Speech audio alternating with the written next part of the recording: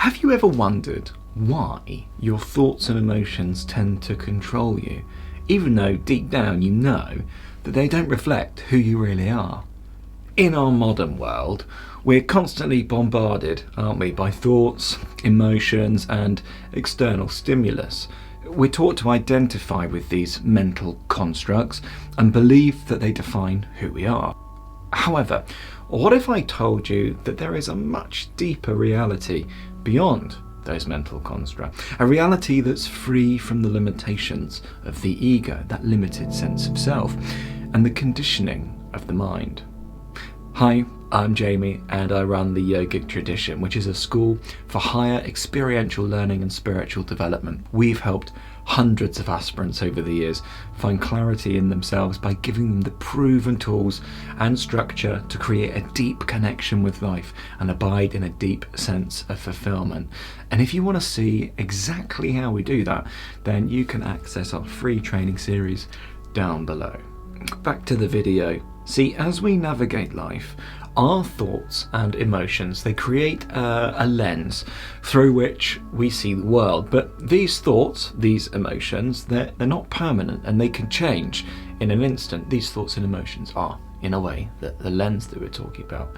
They're like the clouds that pass through the sky. They come and they go. You've probably heard of this analogy, but the sky remains unchanged. Well, similarly, our true self remains unchanged, regardless of the thoughts and the emotions that come and go. Sage Patanjali, one of the greatest spiritual teachers that ever existed, and the father of modern yoga, he existed 2,000 years ago, we reckon, so that gives you a sense of how old the yogic tradition really is if he's the father of modern yoga. But he defines the ego as this: it's the identification with anything phenomenal and impermanent. In other words, the ego is the false sense of self that we create by identifying with our thoughts, emotions, experiences, and external circumstances. However, when we identify with something that's temporary, the ego, we limit ourselves, don't we, to the limitations of the mind and the temporary nature of our experiences, thoughts, emotions. We sort of become attached to our thoughts and emotions, believing that they define me. Like, this is me, it's the me in the mind, and of course this is who I am. But of course, we know you are much deeper. But this attachment to this sense of self, it creates a sense of separation, and that's where suffering begins. A sense that we're separate from the world around us. But as we disentangle ourselves from these mental constructs that aren't really us, we begin to understand that I'm much deeper, of course, and as we do that and feel that, we start to see the world in a new light. You start to see that your thoughts and emotions are not who you truly are, but rather a result of your conditioning. Nothing more, nothing less. You are not your thoughts, and you're not your emotions, and you're not your experiences. You are the observer of all these things. And beyond that, perhaps even the observer can drop, and we can just be all of these things without a separate identity within anyway. But this realization is the beginning of our journey towards the reality that's here, beyond these mental ideas. So let's revisit this idea of the thoughts and emotions and experiences and the identification with those things being not who you truly are. Let's have a little bit more of a look, because we know these are a result of your conditioning, right? But your conditioning is made up of the belief models that have been passed down to you from your mum, from your dad, from all of these previous generations. And so we might refer to this as generational karma.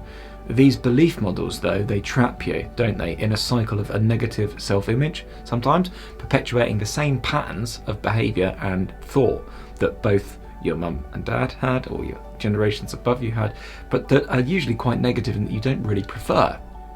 They force you to create more of what you don't like, don't they, which keeps you totally stuck.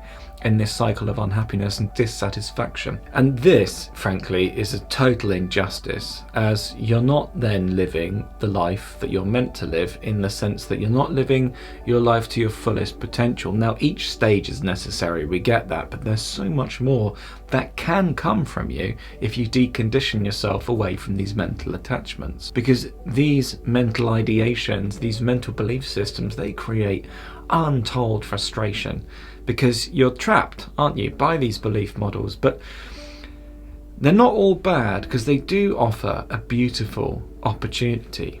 If you really get the fact that there's no existential truth in the mind, you can begin to decondition this illusory sense of self. Then you start to see that your thoughts and emotions are not truly your own, but rather, as we mentioned, a result of our generational trauma, karma, conditioning.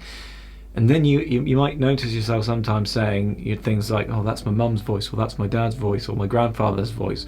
Well, this realization, now that there's distance, is the beginning of the turning point, the moment when you begin to break free from the limitations of the ego and the conditioning of the mind, and of your generational imprints, our generational karma. As you begin to experience this beyond a concept, and as an experience, going from conceptual living to experiential living, then you start to get hungry, don't you, for truth. And if that's you, then you can sign up for our free app, where we do free live streams, and you can access free yoga and a community of like-minded souls who are also going through this journey of truth and freedom with you. See, truth is the nature of yourself. It's within all of us. And as we are ruthless in that search, we begin to see the world differently. We begin to experience life differently. We let go of the ego, that false sense of self that's been created by the conditioning. We begin to feel free. Still trapped in a body mind, but there's freedom in it. You understand that your thoughts and emotions, which are temporary, as we looked at with Sage Patanjali's definition of ego, this means they're ego and they don't define you. They're simply temporary mental constructs that come and go. You, truth, are much, much deeper.